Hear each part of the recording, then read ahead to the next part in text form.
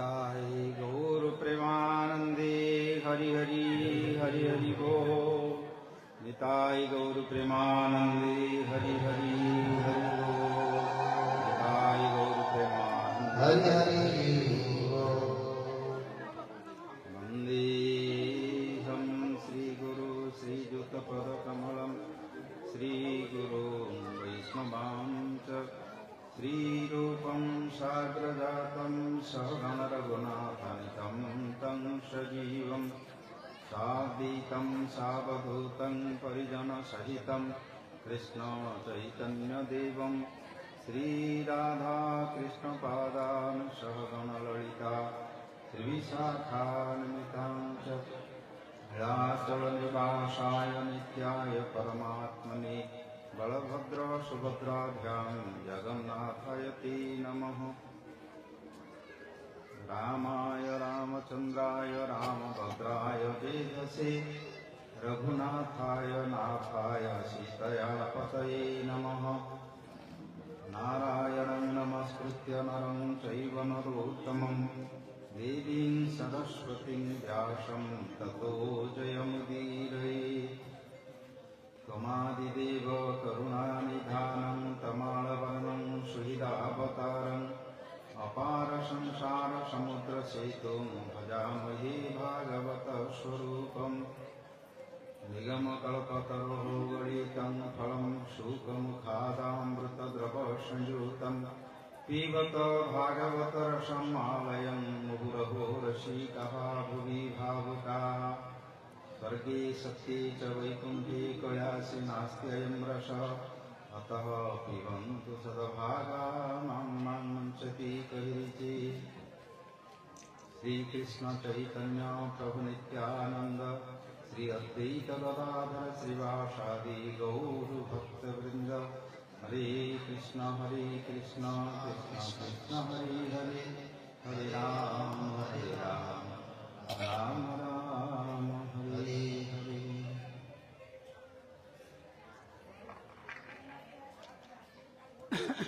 सर्वप्रथमे परम करुणामय पतितपावन सर्वमंगलमय विश्वव्यापी श्री भागवत धर्म प्रचारक प्रवर गुरुपाद पद्मनित्यलीलाभविष्णु विष्णुपादष्टोत्तरशत श्री श्रील भक्ति वैभव पुरी गोसाई महाराज श्री चरण कमले साष्टांग प्रणिपात पूर्वक हित कृपा भिक्षा करुअछि तथा समस्त शिक्षा गुरु परमहंस परिव्राजकाचार्य वृंद भागवत रसिक आचार्य वृंद सपार्षद भक्ति सिद्धांत ठाकुर प्रभुपाद समस्त चरण शरणागत पूर्वक हित कृपा भिक्षा करुअछि। उपस्थित मंचासीन श्रीपाद भक्तिवंद योगी महाराज श्रीपाद अच्युतानंद प्रभु अन्यान्य ब्रह्मचारी वृंद गृहस्थ भक्तवृंद भक्तिमती मातृवृंद ममकी ग्रामवासी श्रद्धालु भक्तवृंद एवं उत्साहर सहित श्रद्धार सहित भागवत कथा सप्ताह व्यापी पारायण एवं प्रवचनर कार्य सुचारूपे करने समस्ते संकल्प करथिबा समस्त कर्तावृंद एवं जो माने आर्थिक शारीरिक बाचिक बा मनर सहित श्रद्धा सहित मध्य अनुष्ठान पाई योगदान करुचंदी समस्त को मोर हृदयर सहित मोर अभिवादन एवं प्रणाम ज्ञापन करुछि। बहुजन्म परे भागवतर महात्मा लिखा अछि मनुष्य जन्म मिले पुणी मनुष्य जीवन शरीर मिलवा परे भगवानकर विषय जानिबा जे सृष्टिकर्ता जहाँ को समस्ते वैज्ञानिक माने ऋषिमुनि माने दार्शनिक माने देवता माने असुर माने समस्ते खोजुन यं ब्रह्म वेद वेदांत देव वदन्ति यं ब्रह्मा वरुणेन्द्र रुद्र मरुतः स्तुन्यन्ति दिव्यैस्तवैः वेदैः साङ्गपदक्रमोपनिषदैः गायन्ति यं श्यामगाः ध्यानावस्थित तदगतेन मनसा पश्यन्ति यं योगिनः यस्यान्तं न विदुः सुरासुरगणाः देवाय तस्मै नमः। यही श्रीमद् भागवतरे यही श्लोक द्वारा प्रतिपादन करचंदी जो भगवान बोली आम जहाँ को भागवत कथा शुणा जा ब्रह्मा वरुण इंद्र महादेव दिव्य स्तव द्वारा से स्तुति कर नाम रूप गुण लीला चरित्र सृष्टि पालन संहार एवं शास्त्र रे वेद उपनिषद वेदांत महाभारत पुराण आदि वर्णना करा जायछि। वर्णना करी मध्य शेष करि पारंतिनी। योगी माने सर्वस्व त्याग करी निजर इंद्रिय मान को संयत करी प्राणायाम द्वारा निजर कुंडलिनी चक्र इत्यादि को साधन करी ध्यान द्वारा तांको मध्य जानी पारंती नाही। नविदुः सुरासुरगणा सुर माने देवता माने असुर माने न विदुः से माने मध्य जानी पारंती। तस्मै श्री भगवान को आमे नमस्कार करछे। सी निजे कृपा करी आम मान को जणै चंती ये होची श्रीमद् भागवत बोल भगवत महाभारत महापुराण की जय। भगवान निजे कृपा करी विशेष भाव में कलिजुग आसो लोक मान भितर बहु मतवाद बहु प्रकार पंथा बहु प्रकार समाज संस्था बहु प्रकार ता भीतर प्रचार चलो आउ को राजा तो नहांती निर्णय करने कहीं नहीं केते गुड़िए निजे निजे मध्य भगवान होगी बाहर। भगवान श्रीकृष्ण थिला बेलू पौंड्र को वासुदेव बोली मध्य जड़े राजा थिला पौंड्र देशर राजा सी मध्य मु भगवान वासुदेव बोली कि सी निजे प्रचार कला भागवत वर्णना अच्छी देखिए काठे दीटा हाथ लगेदेला चारि हाथ करने काठे गोटे अनंत सज्जा करदेला बुझल चरित्र कथा अच्छी। ये मनुष्य माने मायार बस्ये अहंकार बस्ये मु निजे सृष्टिकर्ता बोली भावुँ जमी आमर गाँ गहली आमे मान जीवन में आमे मध्य भावुचे आमे मालिक बोली घरर मालिक जमीर मालिक बुझिले आउ जन्मकर्ता आमे जन्म करुचु पुत्र संतान आमे भावुचे ना करछे सब मोर पुत्र मु जन्मदाता ये सब भावुचे ना किंतु प्रकृत में कौन एमाने जन्म करछन्ति ना जानिकरी जानी था किए जन्म हम अंध हम कि छोटा हम कि सी पुरुष हम एम जानी था जाणी केपुटू एमाने पिता माता होती पिला बेले तो न था जन्म बेलू कौन सी झी पुओं विकार न था करोची किए सी पुणी विच्छेद करोचंदी जन्म बेलू पुआ झी छोट शिशु होती टिके शिशु बड़ होती बापा माँ होती जेजेबापा जेजेमा होती पुणी जेजेबापा जेजेमा होती आउ थे जीव जन्म हो गई पुणी आउ थे नाती नातुणी पुओ झी आए ताई कौटा सत किए जन्म करता माँ को गर्भर जन्म हेले आम भावुचे आम आमको जन्मदाता आम जन्म हेलु बार्थ डेट बार्थ प्लेस बोली आमको आईडी कार्ड मिलूँ किंतु बापा माँ शरीर जावा पूर्व बापा शरीर रोचे बापा शरीर माँ शरीर को जाऊे केते दिन थिले सेठी केमती थिले ये सब भगवान कहते आम भागवत तृतीय स्कंदरे कपिल भगवान ये ज्ञान देवाई मनीष को स्वयं श्रीकृष्ण आसी अवतीर्ण होगी ये लोक मान को ये ज्ञान दरकार कहीं मनीष को जानापी से प्रकार बुद्धि से प्रकार स्मृति से प्रकार ତାଙ୍କର ବିବେକ ତାଙ୍କୁ ଦେଇଛନ୍ତି। ବିନୁ ସତସଙ୍ଗ ବିବେକ ନ ହୋଇ ରାମ କୃପା ବିନା ସୁଲଭ ନ ଶୋଇ, ରାମଚରିତ ମାନସରେ ବର୍ଣ୍ଣନା କରିଛନ୍ତି। ସତସଙ୍ଗ ନହେଲେ ଏଇ ବିବେକ ଉଦୟ ହେବନି। ବିବେକ ତ ଅନେକ ବିଚାର କରୁଛନ୍ତି, ବିଚାରାଳୟରେ ବିଚାର କରିକି ସମସ୍ତେ ଘର ଭିତରେ ବିଚାର କରୁଛନ୍ତି, ଗାଁ ଭିତରେ ବିଚାର କରୁଛନ୍ତି, କୋର୍ଟରେ ବିଚାର କରୁଛନ୍ତି, ସବୁଠି ବିଚାର କରୁଛନ୍ତି। ପୂର୍ବ ପକ୍ଷ ପରପକ୍ଷ ତାଙ୍କୁ ନେଇକି ଯୁକ୍ତି ହେଉଛି, ଆର୍ଗୁମେଣ୍ଟ ହେଉଛି। ତାପରେ ସେମାନେ ବିଚାର କରି ବିଚାରାଳୟରେ ବିଚାରପତି ମାନେ ରହିଛନ୍ତି, କରନ୍ତି। କିନ୍ତୁ ଏଇ ଯୋଉ ବିବେକ, କୋଉ ବିବେକ?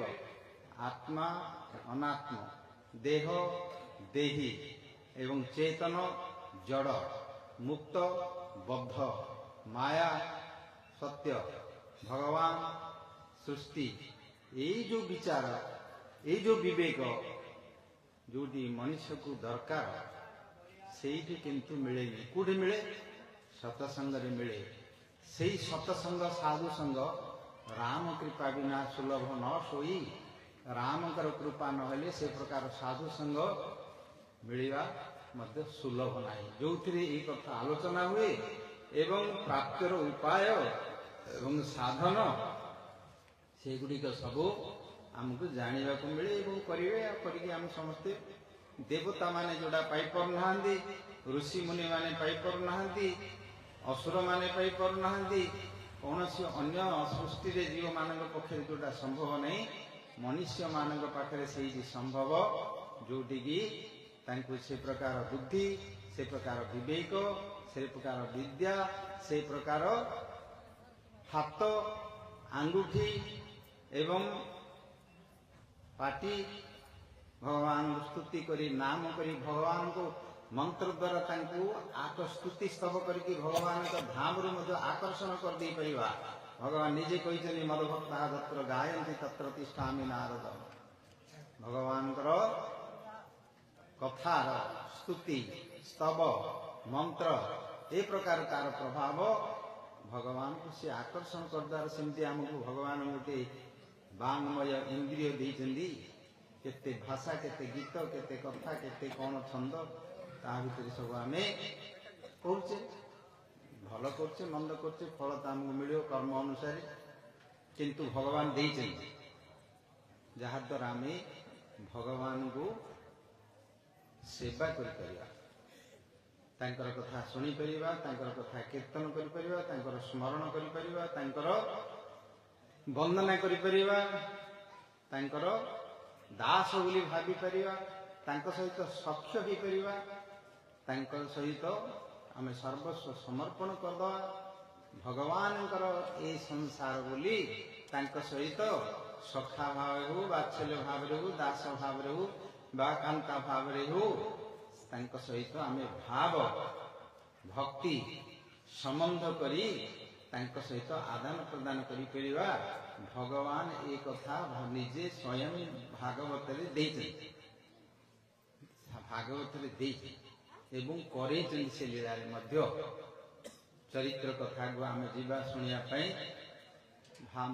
ଭାଗବତ ହେଉଛି ସର୍ବବେଦ ଇତିହାସାନାଂ ସାର ସାର ସମୁଦ୍ରୁତମ୍। ସମସ୍ତ ପୁରାଣ, ମହାଭାରତ, ବେଦାନ୍ତ, ବେଦ, ଉପନିଷଦର ସାର ସମସ୍ତଙ୍କୁ ନେଇ ଗୋଟିଏ ଲୀଳା ଗ୍ରନ୍ଥ ତାକୁ ତିଆରି କରିକି, ରସ ସଂଯୁକ୍ତ କରି, ଭାବ ସଂଯୁକ୍ତ କରିକି ତା ଭିତରେ ବର୍ଣ୍ଣନା କଲେ ବ୍ୟାସଦେବ, ଯାହାକୁ ଶୁଣିଲେ ତତ୍ପରୋ ଭବେ।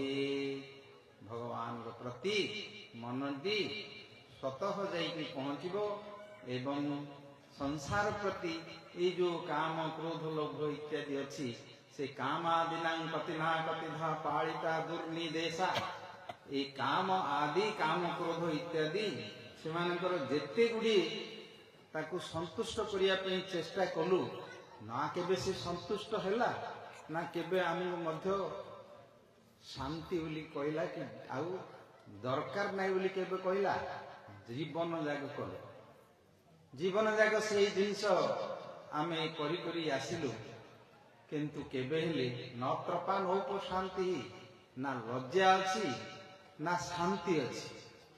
ସେଇ ଜିନିଷକୁ ହିଁ ସାରା ଭୋଗ କରି ଆସି ଆସି ଶେଷରେ ମୃତ୍ୟୁ ମୃତ୍ୟୁ ପରେ ଆଉ ଥରେ ଜନ୍ମ ଦେବ। କାମ ଏହାର ମୂଳ ବୀଜ, ବୀଜ ଅଙ୍କୁରି ଗୋଟେ ତେଜ। ଏ ବୀଜ ହେଉଛି ତା ଭିତରେ ଯୋଉଠି ଆତ୍ମା ଅଛି ହୃଦୟରେ, ତାର ନିକଟରେ ହୃଦୟ ଭିତରେ ଏ କାମ ଅଛି। କାମର ସ୍ଥାନ ଆମକୁ କିଏ କହୁନି। ଆମକୁ ପିଲାବେଳେ ବାପା ମା ଶିଖଉଛନ୍ତି ତୋର ଆଖି କୋଉଟା, ତୋର କାନ କୋଉଟା, ତୋର ନାକ କୋଉଟା, ତୋର ମୁଣ୍ଡ କୋଉଟା, ତୋର ହାତ କୋଉଟା, ଏସବୁ ଶିଖଉଛନ୍ତି। ନ ଶିଖିଲେ ଆମେ କିଛି ଜାଣିପାରିବାନି।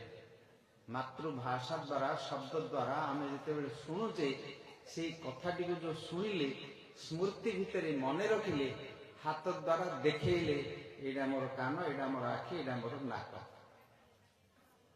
ଅଭ୍ୟାସ କରିବାକୁ ପଡେ। ଗୋଟେ ଥରରେ କହିଲେ ପିଲାଟି ମନେ ରଖିପାରିବନି, ତାକୁ ବାରମ୍ବାର କହିବାକୁ ପଡୁଛି। ବାପା ତୋର ଆଖି କୋଉଟା ବୋଲି ସେ କେତେବେଳେ କାନଟାକୁ ଦେଖେଇ ଦେଉଥିବ, ନାକଟାକୁ ଦେଖେଇ ଦେଉଥିବ। ନାଇଁ ନାଇଁ ଏଇଟା ନାଇଁ, ଏଇଟା ବୋଲି ହାତରେ ଦେଖେଇଲେ ସେ ବୁଝୁଛି।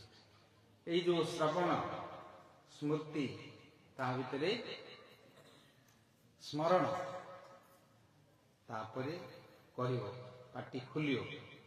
ପିଲାବେଳେ ଜିହ୍ୱା ଖୋଲିବ, ଖୋଲିଲେ କଥା କହିବ।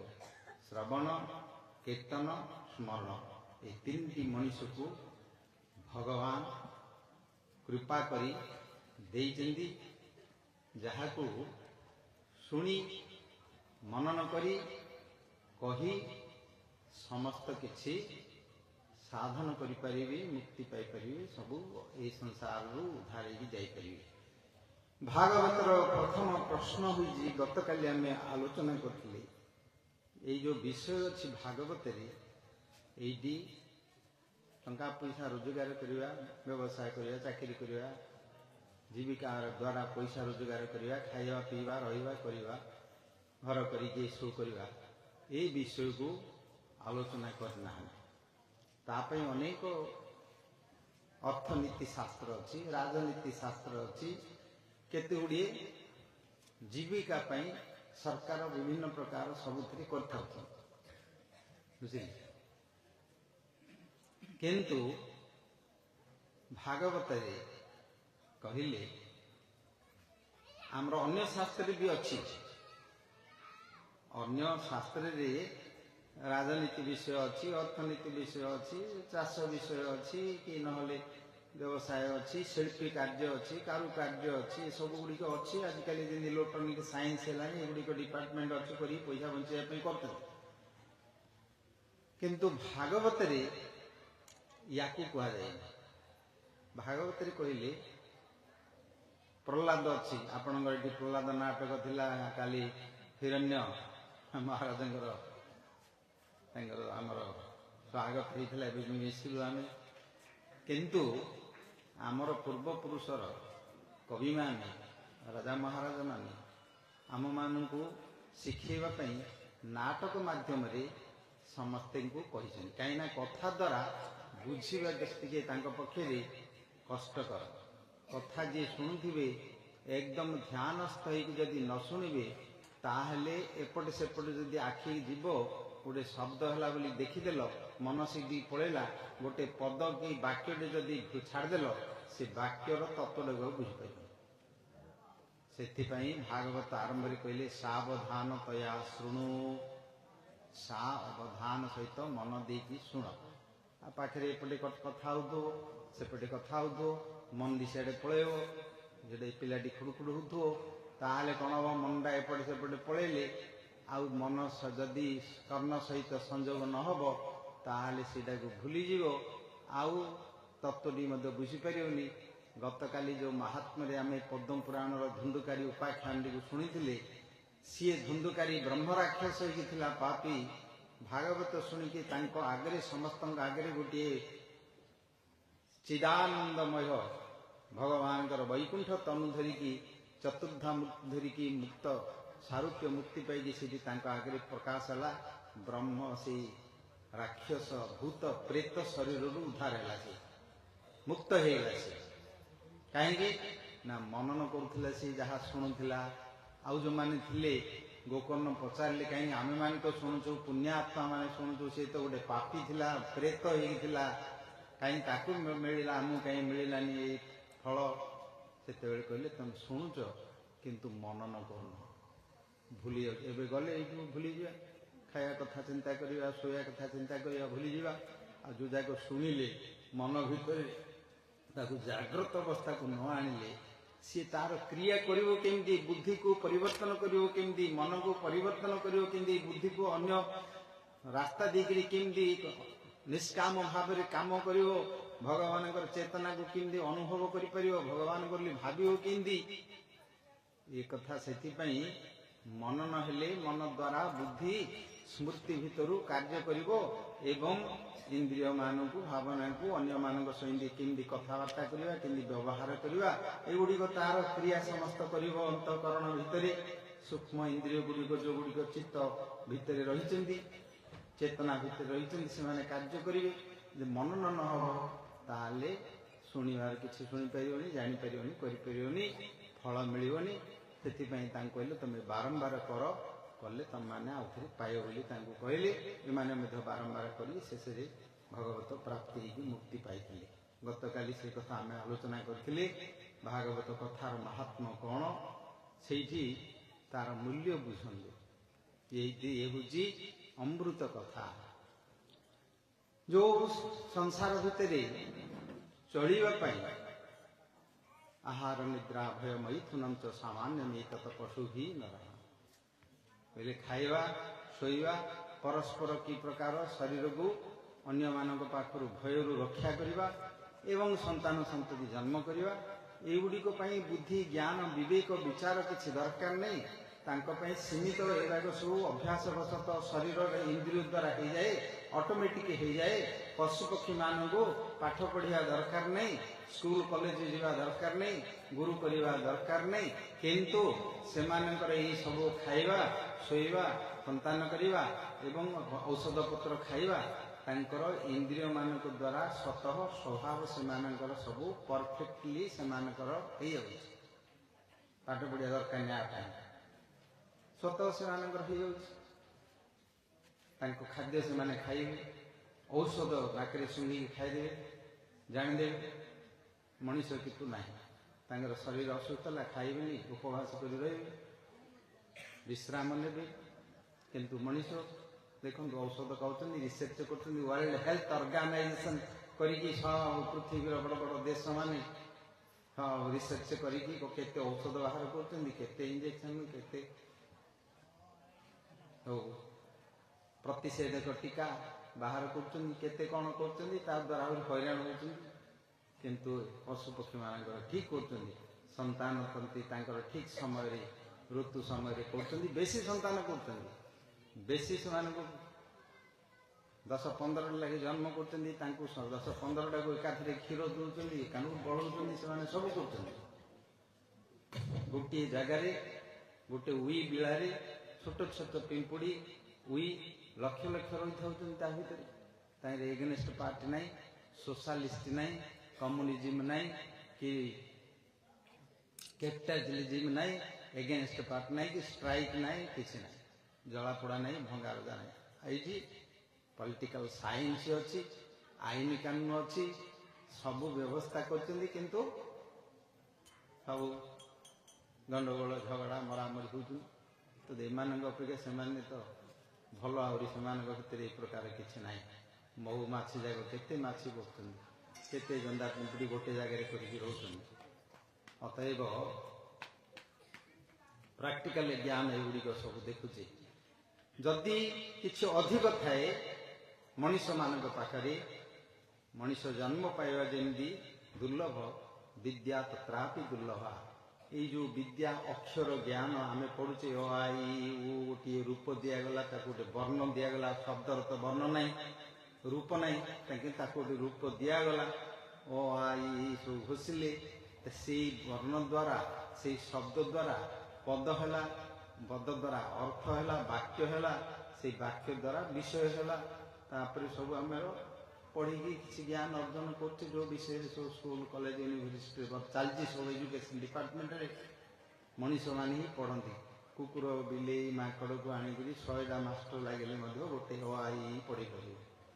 ତାଙ୍କର ସେଇଟା ନାହିଁ, ସେଇଟା ବି ତାଙ୍କର କାର୍ଯ୍ୟରେ ଜରୁର ତାଙ୍କୁ ଦରକାର ନାହିଁ। मनीष मान को जो ज्ञान विद्या दिगला ये विद्या कौन तो तार विद्यारथी सा विद्या जा विमुक्त से विद्यार उद्देश्य होची से विद्यार मूल्य जानी निश्चय श्रीकृष्ण पाद पद्मे जदि चित्त वृत्ति रह भगवान कर बोलिकी जानिबा एवं ये जो कालचक्र भितर आम समस्ते बुलुचे एबे आमे भाविचे आमे बसचे ये भागवत कथा शुणुचे एटा किंतु वैज्ञानिक मान मतरे पृथ्वी 24 घंटा बुलुची गोटे थर ताकू बुलिया 35,000 माइल बुलिया पड़ुଛି गोटे सर्कल 35,000 माइल को 24 घंटा जदि हुए गोटे गोटे घंटे 1,500 माइल तार पड़ा ताहले 2,000 किलोमीटर हो स्पीड रे आम बुलुचे समस्ते पृथ्वी बुलुची आमे बुलुचे पवन बुलुचंदी सूर्य बुलुचंदी चंद्र बुलुचंदी नक्षत्र बुलुचंदी ग्रह माने बुलुचंदी नदी पर्वत समस्ते बुलुचंदी आमे माने मध्य बुलुचे शरीर भितर ये जो चमड़ाटी पड़ी ता भितर ढांकुनी दिखाई ता भितर जो अच्छी सब जंत्र हाथ चलती मिनिट गोटे मिनिट को 72 थर से बीटिंग कर पंपिंग बीटिंग कर फुसफुस चलती लिवर चलती पानक्रिया चलती ये सबुगुड़िक 24 आवर्स चली गोटे सेकेंड जदि बंद हो हाथ स्ट्रोक है ताहले भितरे सबुगुड़िक चली श्वास प्रश्वास सब जाऊँगी गोटे मिनिट बंद हेनी ब्रेन मन सब चलती स्वप्न शोई पड़े से चली था स्वप्न देखुची यही जगत हूँ गोटे संसार संसरती इति संसार गच्छति इति जगत बुझिले ये समस्ते रही भितर आम सब चलचे काल चक्र द्वारा बुलुचे समस्ते वैज्ञानिक माने कहते 7 वर्ष भितर जेते शरीर जेते सेल्स रही संपूर्ण भाव सब परिवर्तन हो जाए अर्थ मरी जाए नुआ शरीर हो प्रतिदिन नुआ शरीर हो प्रतिदिन आमर पुराना शरीर मरुची प्रतिदिन आमर जन्म हो प्रतिदिन आम मरुचे किंतु आमे अनुभव करि पारले एकादश स्कंदे उद्धव को बुझेले जमी नदीर जल आमे स्नान करिया जो नदी जल स्नान करचे स्रोत बहुची आमे से भावचे ये पानी रे मु गाधौची किंतु प्रकृति सब समय नुआ पानी आउची आउ पुराना पानी होगी पड़ोची सब समय नुआ पानी आमे गाधौची आउ जो पानी आम पाख अच्छे से पानी पुराना हो किंतु आम भावचे आम से पानी रे गाधौचे ये शरीर द्वारा सब समय आम नुआ पवन ग्रहण करचे नुआ पानी ग्रहण करचे नुआ खाद्य ग्रहण करचे एवं जो जगह आम शरीर को जाऊँचे से पुराना होगी बाहर की पड़े बोलो गोटे एटा गोटे ट्रांसफर्मर मेसीन ये शरीरटा आपको आम भावचे मु ये शरीर को मु भावचे मु अभिमान करचे आमर शरीर को लेकिन स्त्री कि पुरुष कि जाति कि कुल कि विद्या कि धन कि तार बल सौंदर्य या आम गर्व करचे मु बोली भावुचे वास्तव सत्य कोटी ताकू जानी पारने से उद्धव को कहले उद्धव पचारे प्रभु मूर्ख किए से और पंडित किए से भगवान कहले जस्य देहे आत्मबुद्धि स मूर्ख ए देहटी को जी मु बोली भावुची सी हूँ मूर्ख भागवत भाषा भागवत शिक्षा देहटा किए मु बोली कहूनी आपण मैंने कहतु देखी जेते अच्छा शिक्षित टू अशिक्षित टू जेते उपाधिग्रस्त अच्छा बड़ पर्यंत देहटा तो मु बोली समस्ते कहते भागवत भाषा रे ये सबु जाक मूर्ख जो माने देह को मु बोली कहूना ता भितर जे आत्मा अच्छी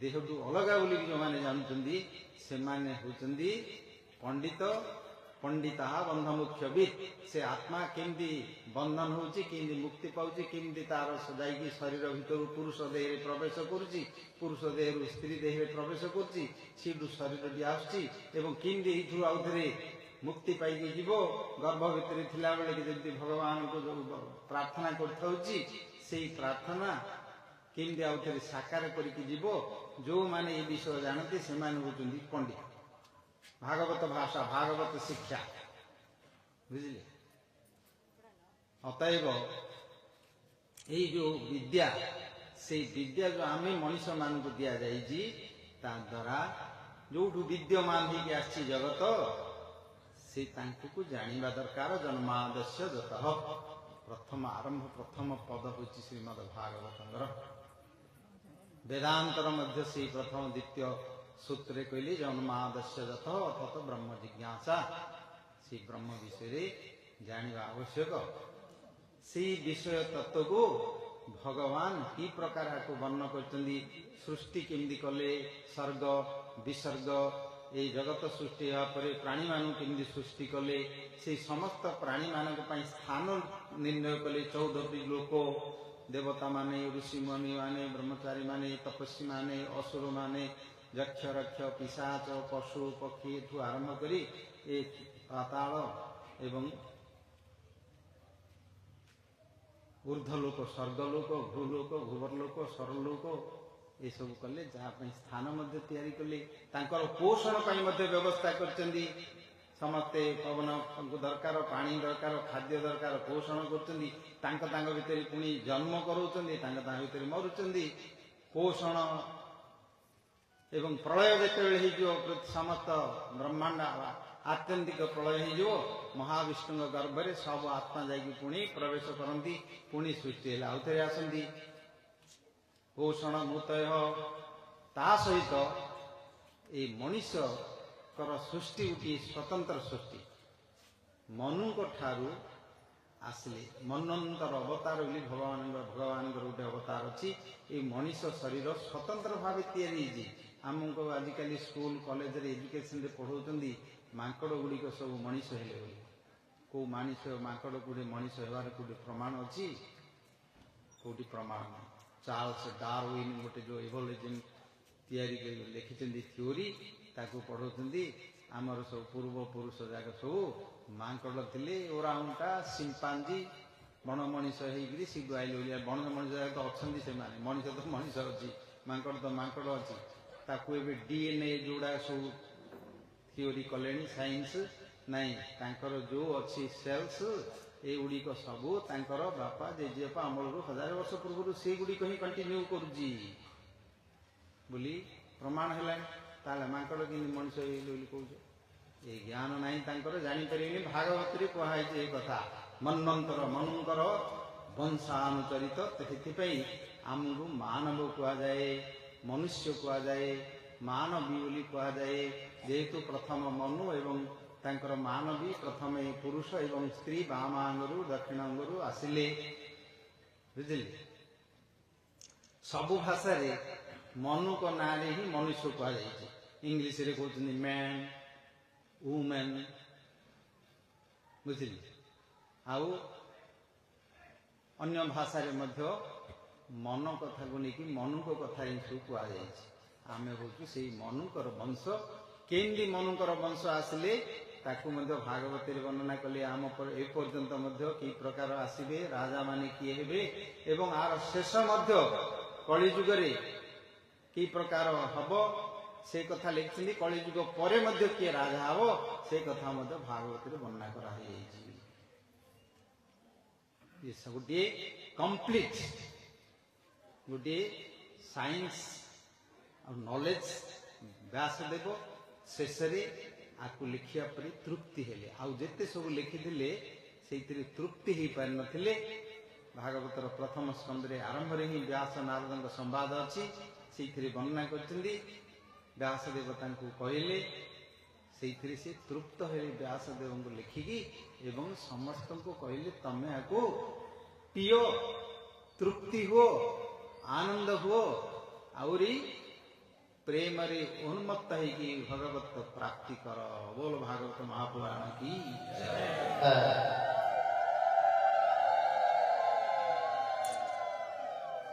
आउ आठ अधिकता किसी ना या पीले आनंद हम। गत काली आम गीत गाई आलोचना करी मदिरा पीकरी लोक मैंने निशा पीकरी कि प्रकार तांकर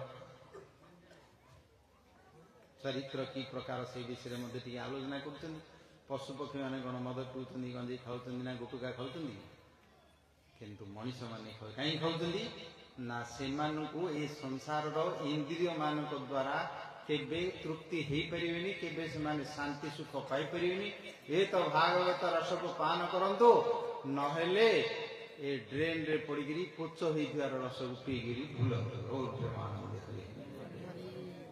उपाय सब गुआड़े तो जी गोटे अज्ञान ज्ञान ना तो टेंशन ही मर depression tension hyper tension stroke कहीं हो ना चिंता जो अच्छी सत चिंता कले जाइए से उद्धार होते असत चिंता जदि करेंगे ताहले असत बस्ती पड़ी ए प्रकार दुख पाई मर। चिंता करने भगवान दे चेतन शक्ति चिंतामणि चिंता कले आम आनंद पाई जदि चिंता न करी असत विषय मु मोर बोलिकी घर द्वार संपत्ति झील इत्यादि देह को केन्द्र करवा ड्यूटी करवा कर्तव्य करवा कर्म निवाधिकार अस्ते माँ फले सुखदासन कर्म कर कर चिंता करवा कौन दरकार चिंता करवा आवश्यक नहीं। चिंता कर भगवान भाव रखी सहित जहाँ दरकार व्यवहार कर दियो कर मु मोर बोलिकी जदि आलिंगन करने जीव ताहले पतंग माने जमी निआरे पड़िकी मरुचंदी सेमती पड़िकी मरी। पतंग जाग दिन रे देखो आलोरे कौटे खोजिले मिले राति जो गोटे लाइट लगी अंधकार भितर से माने भावी सते कि अमृत दिव्य कि ब्रह्मानंद ता भीतर अच्छी पड़े ता भर देखी देखी आसवे ताकू जीवे खाइबे कि चोबे कि चुंबन करी आलिंगन करी जानी ना देहरे जो पोड़ार शक्ति अच्छी दाहिका शक्ति गरम जानी ना न जाणी पाटिटारे चोबे गला बुड़ी तले पड़े हाथ पड़गले कि प्रकार दृष्टि शक्तिर तांकर मोह। भागवत 24 गुरु भितर गोटे गुरु कर पतंग उद्धवंकर कृष्णकर संवाद जदु राजा अवधूतर संवाद पतंग गोटे गुरु कर मनुष्य मान शिक्षा देवाई शिक्षा से पड़गले आउ थे जो तले पड़ज अधे पड़ज भू भू भू ये ना बुलाबुली कर पवन फवन बाजिले टी आउ बल पड़ा बोले आउ थे उठी दिए आउ थे जा आलिंगन करेंगे कि चुंबन करेंगे कि भितर जा भोग करने जी आउ थे पड़ी 4-5 थर पड़ा संपूर्ण पड़ी मरी पड़े। यही प्रकार ये संसार ये शरीर भितर ये सब शक्ति कार्य करुची मनीष ताकू जानिबा दरकार। ये समस्त दिव्य शक्ति ये समस्त सूक्ष्म शक्ति कि प्रकार आमर मन भितर काम रूप से क्रोध रूप से लोभ रूप से करुची ताकू जानिकी परमात्मा भगवान प्रति आम जदि शरणागति प्रपत्ति होती प्रति भक्ति करी संसार सबू किछि करिबा पुणी भगवान पाखु जीवा किए क्या ये संसार रे शांति सुख तृप्ति आनंद जो जाक चाहूँगी कहीं दे पारे क्या पाखे नहीं। ये संसार कौन सी वस्तु नहीं जे तमें कौटी जा मार्केट रे कह आज्ञा शांति के जी दियो मो मनटा बड़ खराब हो अशांति अच्छी मु के जी शांति दियो सुख अध के जी दियो आउ तृप्ति गोटे लिटरेट दियो माप अच्छी आउ कौन माग ना आनंद गोटे 2-5 लिटर दियो केते टंका हो नियो गोटे अच्छी कि सुख बोली गोटे जिनस कौन अच्छी मार्केट रे शांति बोली कौन अच्छी तृप्ति बोली कौन गोटे अच्छी किछि नहीं वस्तु किछि नहीं ଆଚ୍ଛା ତାକୁ ଛାଡ଼ିଦେଲା ପରେ ମଣିଷମାନଙ୍କ ପାଖକୁ ଆଇବ, ବିଶେଷ କରି ତାଙ୍କର ଆଟାଚମେଣ୍ଟଟା ହେଉଛି ସ୍ତ୍ରୀଙ୍କର, ଯୁବତୀମାନଙ୍କର, ଯୁବକ ପ୍ରତି ଯୁବକମାନଙ୍କ, ଯୁବତୀ ସେ ହେଉଛି ୟାକୁ ପାଇଲେ ମୁଁ ଶାନ୍ତି ପାଇବି, ସିଏ ଭାବୁଛି ମୁଁ ଆକୁ ପାଇଲେ ଶାନ୍ତି ପାଇବି, କାହିଁକିନା ମୁଁ ଅଶାନ୍ତି, ମୋର ମନ ଖରାପ ହେଉଛି, ମୁଁ ଅଶାନ୍ତିରେ ଅଛି, ମୋ ମନଟା ଖରାପ ହେଉଛି, ୟାକୁ ଯଦି ମୁଁ ପାଇବି ତାହେଲେ ମୁଁ ଶାନ୍ତି ପାଇବି, ସୁଖ ପାଇବି। ସିଏ ଭାବୁଛି ମୁଁ ହେଲେ ଅଶାନ୍ତିରେ ଅଛି, ମୁଁ ହେଲେ ଦୁଃଖରେ ଅଛି, ମୋ ମନ ଛଟପଟ କରୁଛି, ମୁଁ ଆକୁ ପାଇଲେ ଶାନ୍ତି ହେବି। ଦୁଇଟା ଅଶାନ୍ତି ମିଶିଗଲେ ଗୌର ପ୍ରେମାନନ୍ଦ ହରି ହରି ବୋଲ ଆରମ୍ଭ ହେଇଗଲା। ଡବଲ ଅଶାନ୍ତି। ଶାନ୍ତ ଇଏ ଶାନ୍ତ ହେଇଥିଲେ ସିନା କାହାକୁ ଶାନ୍ତ ଦବ, ଇଏ ତ ସ୍ୱୟଂ ଅଶାନ୍ତ, ସିଏ ଆଉ କାହାକୁ ଦବ ଶାନ୍ତ? ସିଏ ଭାବୁଛି ଇଏ ଶାନ୍ତ, ମୁଁ ଆକୁ ପାଇଲେ ଅଶାନ୍ତି। ଆଉ ଇଏ ଯେ ଅଶାନ୍ତ ମୂର୍ତ୍ତି, ୟାର ଯେ ଅଶାନ୍ତତା ରହିଛି, ଆଉ ସିଏ ସେଇଟାକୁ ଜାଣୁନି, ତାକୁ ଦେଖାଯାଉଛି ଉପରେ ଲାଇଟ୍ ଭଳି, ପତଙ୍ଗ ଭଳି। ଏ ଚମଡ଼ା ଖୋଳ ଭିତରେ ଯୋଉ କଲର ଦେଇକି ତା ଭିତରେ ତିଆରି ହେଇଛି, ତା ଭିତରେ ପଡ଼ିକି ଭାବୁଛନ୍ତି ତୁ ମୋର, ମୁଁ ତୋର, ମୁଁ ପାଇଲେ ହୋଇଗଲୁ ତୋର। ତ କେତେ ଗୀତ, କେତେ ନାଟ, କେତେ କ'ଣ ଦେଖିବି, ସେ ଭିତରେ ତ ପଡ଼ିକି ମରୁଛନ୍ତି। ଆଉ କ'ଣ ଡ୍ୟୁଟି କରିବ, ଧର୍ମ କରିବ, କର୍ତ୍ତବ୍ୟ କରିବ, ମୁଁ ମୋର ବୋଲିକିରି ଅଭିନିବେଶ ହବ, ପତଙ୍ଗ ଭଳିଆ ପୋଡ଼ିକିରି ମରିବ। ଭଗବାନ କହିଲେ କର୍ମଣ୍ୟ ଦେବ ଅଧିକାର, କର୍ମ କରିବ, ଫଳ ପ୍ରତି ଆସକ୍ତି ହବନି କେବେ ହେଲେ। ଫଳ ଉପରେ ତମର ଅଧିକାର ନାହିଁ, ଯଦି ଯିବ ତାହେଲେ ତମେ ଜଳି ପୋଡ଼ିକି ମରିଯିବ, ସେ ଭିତରେ ବନ୍ଧନରେ ପଡ଼ିଯିବ। ଆଚ୍ଛା କେମିତି ଚିନ୍ତା ନ କରି କାମ କରିବା, ଗୋଟିଏ ଉଦାହରଣ ଦେଇକି ବୁଝଉଛି। ଦେଖିବେ ଡ୍ରାଇଭିଂ କରୁଛନ୍ତି ସମସ୍ତେ, ବଡ଼ଠୁ ବଡ଼ ଡେଞ୍ଜରିୟସ୍ କାମ ହେଉଛି ଡ୍ରାଇଭିଂ କରିବା, ଗାଡ଼ି ଚଳାଇବା। କେତେ ଆକ୍ସିଡେଣ୍ଟ ହେଇକିରି ମରୁଛନ୍ତି। ପ୍ରଥମରେ ଯେଉଁମାନେ ଜାଣିନଥାନ୍ତି, ଶିଖୁଛନ୍ତି, ସମସ୍ତେ ଜାଣିଥାଉଛନ୍ତି ଏଇଟା ଷ୍ଟେରିଂ, ଏଇଟା ବ୍ରେକ୍, ଏଇଟା ଗିୟର, ଏଇଟା ଆକ୍ସିଲେଟର ଜାଣିଥାଉଛନ୍ତି, କିନ୍ତୁ ଚଳେଇ ପାରୁନାହାନ୍ତି।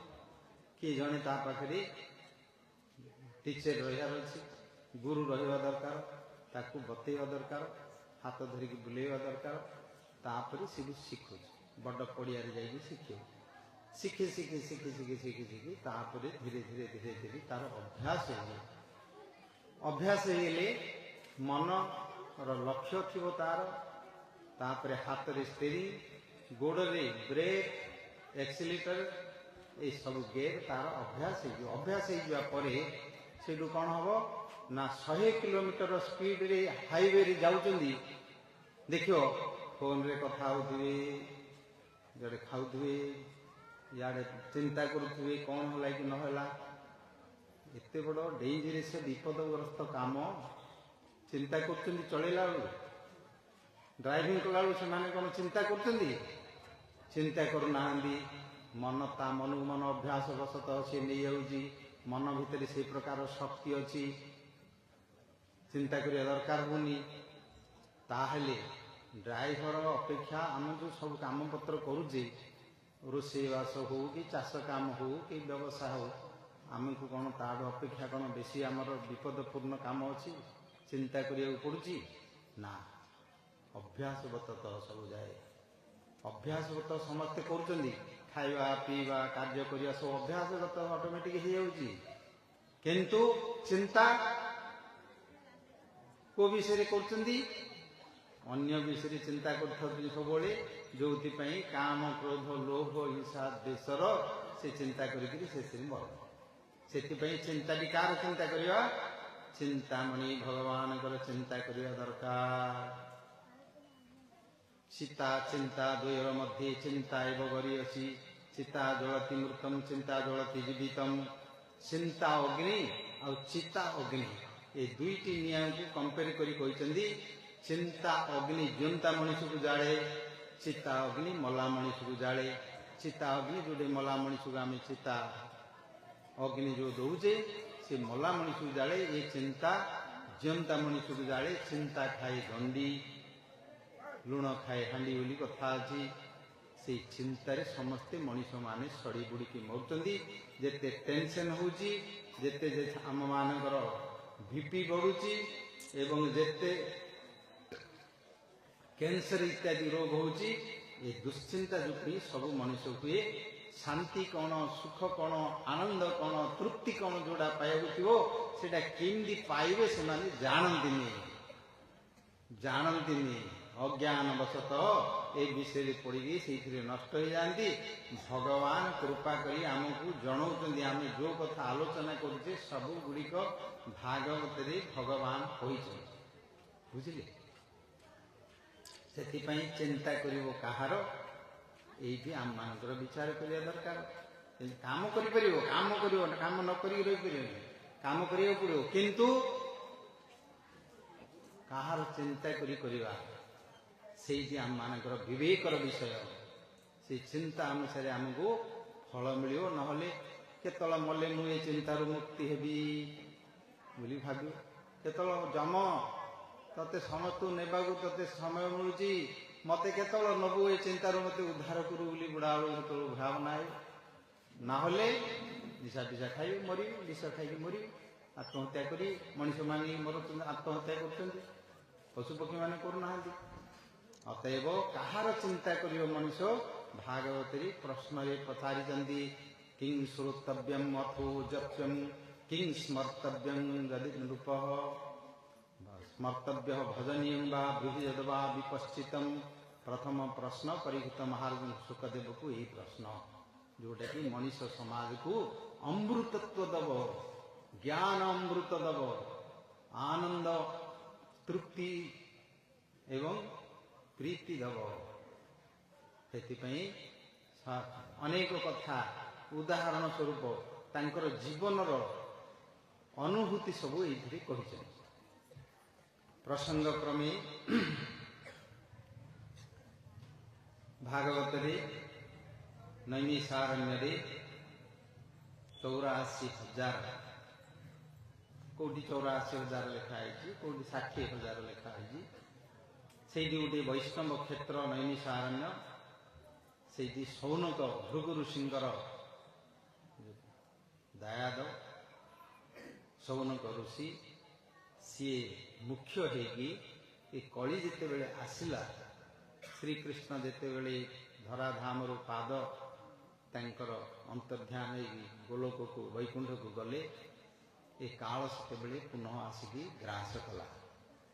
ଅନ୍ତରିକ୍ଷରେ ଗ୍ରହମାନେ ସମସ୍ତେ ନିଜ ନିଜର ସ୍ଥାନ ଭ୍ରଷ୍ଟ ହେଇଗଲେ, ନକ୍ଷତ୍ରମାନେ ସମସ୍ତେ ତାଙ୍କ ତାଙ୍କ ଭିତରେ ଆକ୍ସିଡେଣ୍ଟ ହେଲା, ଆଉ ପବନରେ ସନ୍ତୁଳନ ମଧ୍ୟ ପଳେଇଲା।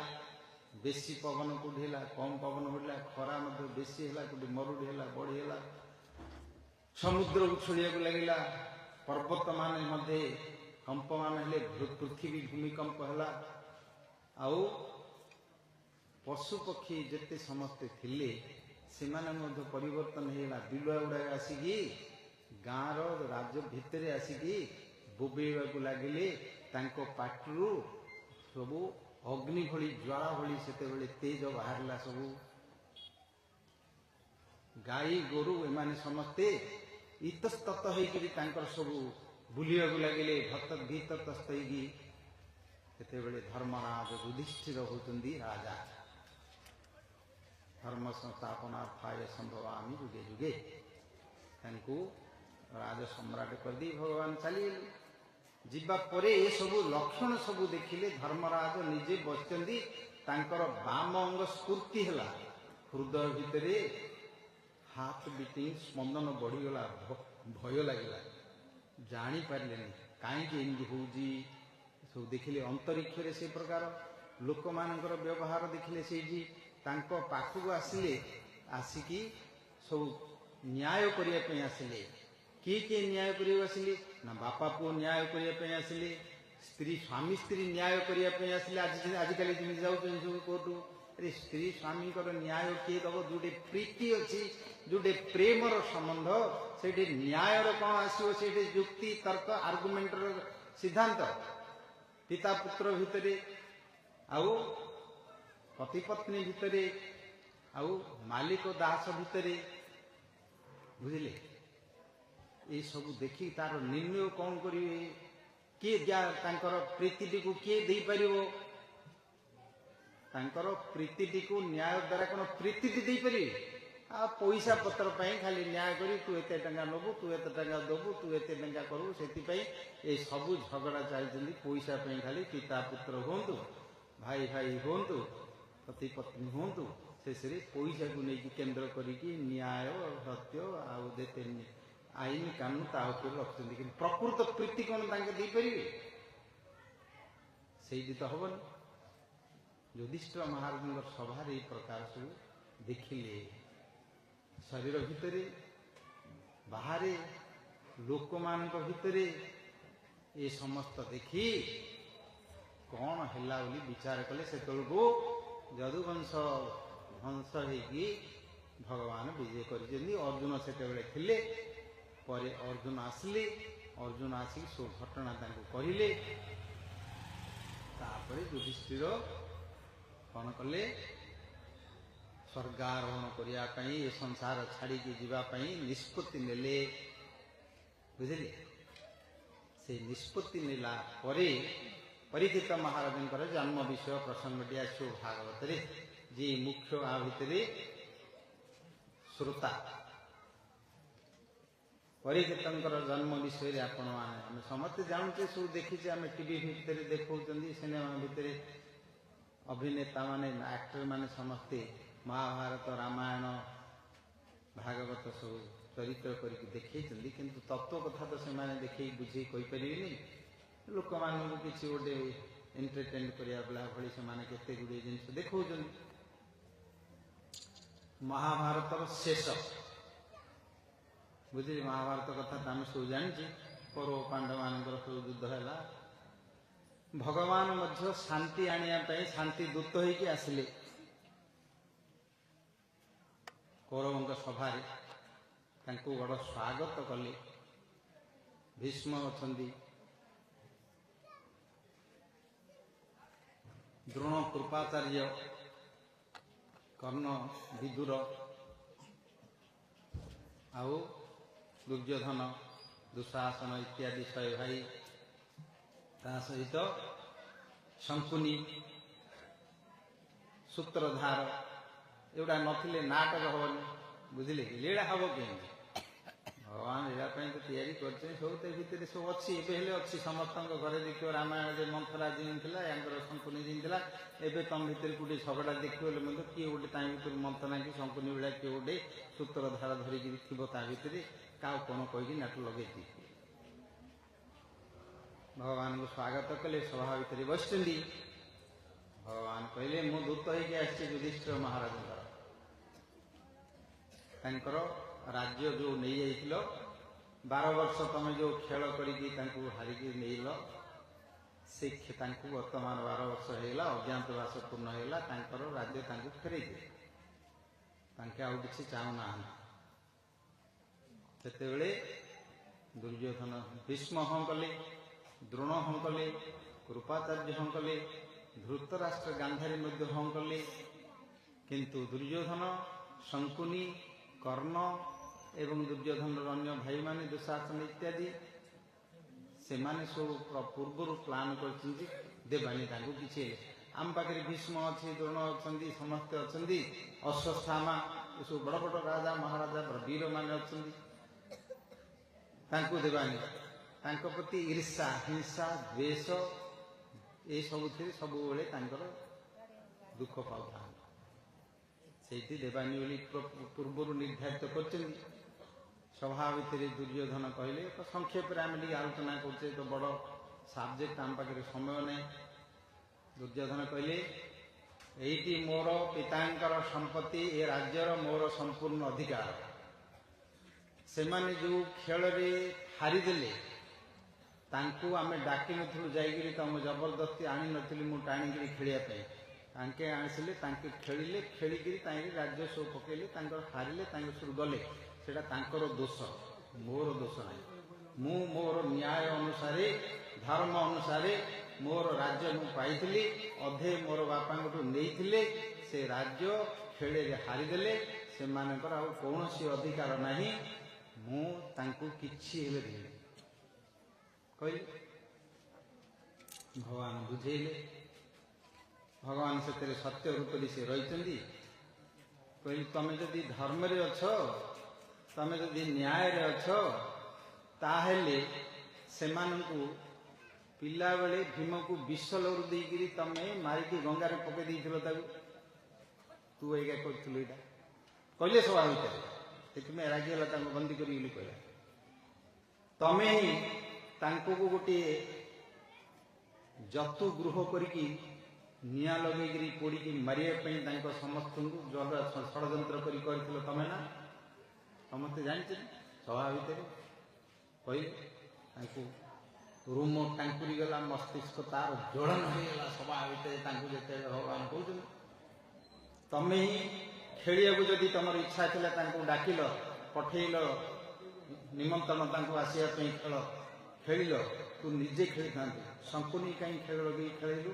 କପଟ ପଶା ଧରିକି ତାଙ୍କଠୁ ସବୁ ଜିତିକିରି ତାଙ୍କର ନେଲ। ପୁଣି ତମ ଘରର ଜ୍ୟେଷ୍ଠ ବଧୂ ସିଏ ଯାଜ୍ଞସେନୀ ଦ୍ରୌପଦୀଙ୍କୁ ସ୍ୱୟଂବର ଭିତରେ ଏହି ପ୍ରକାର ଲଜ୍ଜିତ କରିଛ। ତୁ ଏକା କରୁଛୁ ସମସ୍ତଙ୍କ ପାଖରେ। ତୁ ଧର୍ମରେ କରୁଛୁ ବୋଲି କହୁଛୁ, ନ୍ୟାୟରେ କରୁଛୁ, ଏଗୁଡ଼ିକ ସବୁ ନ୍ୟାୟରେ କରୁଛୁ, ଧର୍ମରେ କରୁଛୁ। ଯେତେବେଳେ କହିଲେ ସାଙ୍ଗେ ସାଙ୍ଗେ ରାଗିଗଲା। ରାଗିକିରି ସେଠୁ ଆଗକୁ ପ୍ଲାନ୍ କରୁଛି, କହିଲା ଯଦି ବେଶୀ କିଛି ହବ ତାକୁ ବନ୍ଦୀ କରିକି ରଖିଦେବା, ଜେଲରେ ରଖିଦେବା, ତାପରେ ଯୁଦ୍ଧ ପରେ ଦେଖିବା ତାକୁ କ'ଣ କରିବା। ଜାଣିନାହାନ୍ତି ଭଗବାନଙ୍କର ସ୍ୱରୂପ କ'ଣ, ଭଗବାନ ମନୁଷ୍ୟ ଲୀଳା କରୁଛନ୍ତି।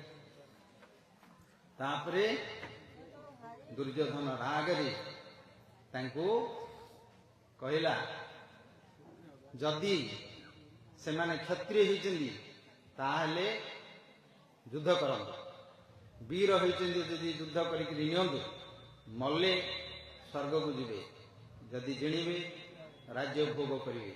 କାୟର ମାନଙ୍କ ଭଳିଆ ନପୁଂସକ ଭଳିଆ ମାଗୁଛନ୍ତି କାହିଁକି? ଯୁଦ୍ଧ କରନ୍ତୁ, ମୁଁ ସେଥିପାଇଁ ପ୍ରସ୍ତୁତ ଅଛି ବୋଲି ସଭା ଭିତରେ କହିଲା। ଭଗବାନ କହିଲେ, ଆଚ୍ଛା ହଉ, ଦେଖେ ତୋର ନା ମଲେ ତୁ ସ୍ୱର୍ଗ ପାଉ, ନା ଜୟ କଲେ ତୁ ରାଜ୍ୟ ପାଉ, ପରିଣାମଟି କିନ୍ତୁ ପରେ ବୁଝୁ। ଭଗବାନ କହିଲେ। ତାପରେ ତାଙ୍କୁ ବନ୍ଦୀ କରିଦେଇ ବୋଲି କହିଲା।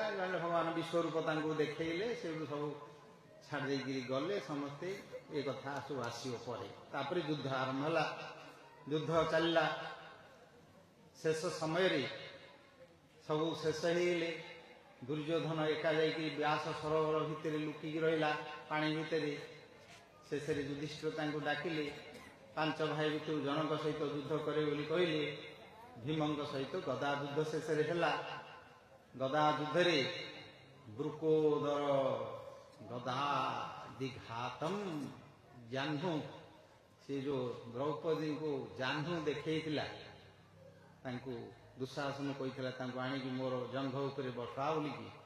ଭୀମ ସେତେବେଳେ ପ୍ରତିଜ୍ଞା କରିଥିଲେ, ତୋର ଜାହ୍ନୁ ଜଙ୍ଘକୁ ମୁଁ ଯଦି ନ ଭାଙ୍ଗିବି ତାହେଲେ ମୁଁ ଅନ୍ଧ୍ୟମ ପାଣ୍ଡବ ଭୀମର ନାଁ ମୋର ନାହିଁ ବୋଲି ପ୍ରତିଜ୍ଞା କରିଥିଲେ। ସେଇଠି ଯୁଦ୍ଧ ହେଲା, ଗଦାରେ ପିଟିଦେଲେ, ଜାହ୍ନୁ ଭଗ୍ନ ହେଇଗଲା, ଭାଙ୍ଗିଗଲା ଗୋଡ଼ର। ଏଇ ଯେଉଁ ଜାହ୍ନୁର ଜଙ୍ଘର ହାଡ଼ ଦିଟା, ଏଇଟା ଆଜ୍ଞା ମଣିଷର ସବୁଠୁ ବଳ ଦିଏ, ସମସ୍ତଙ୍କୁ ବେଶୀ ଶକ୍ତି ଦିଏ।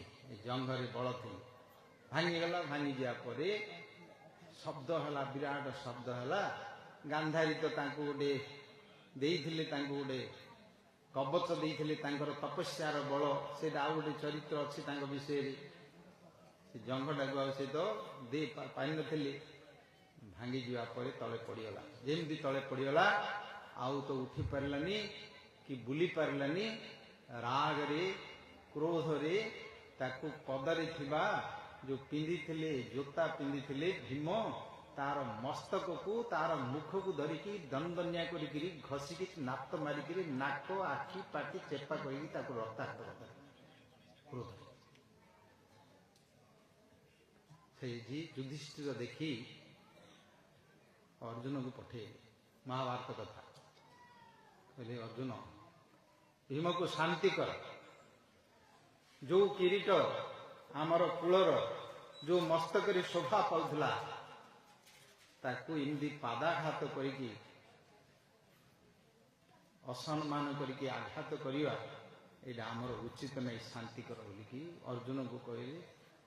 ସେଇଠି ଶାନ୍ତି କଲେ। ସେଠୁ ଭୀମ ଆସିଲେ। ତାପରେ बलराम मध्य थिले सेठी दुर्योधन प्रति तांकर शिष्य थिला दिए प्रेत थिला जुरे सेटा गोटे प्रसंग अछि किंतु छाड़ी पड़े सब युद्ध क्षेत्र में पड़चंदी तले रक्ताक्त होती जंघर रक्त बाहर मुहर रक्त बाहर आउ बुलिया को शक्ति नहीं उठा को शक्ति नहीं हाहाकृत कर अंधकार राति पड़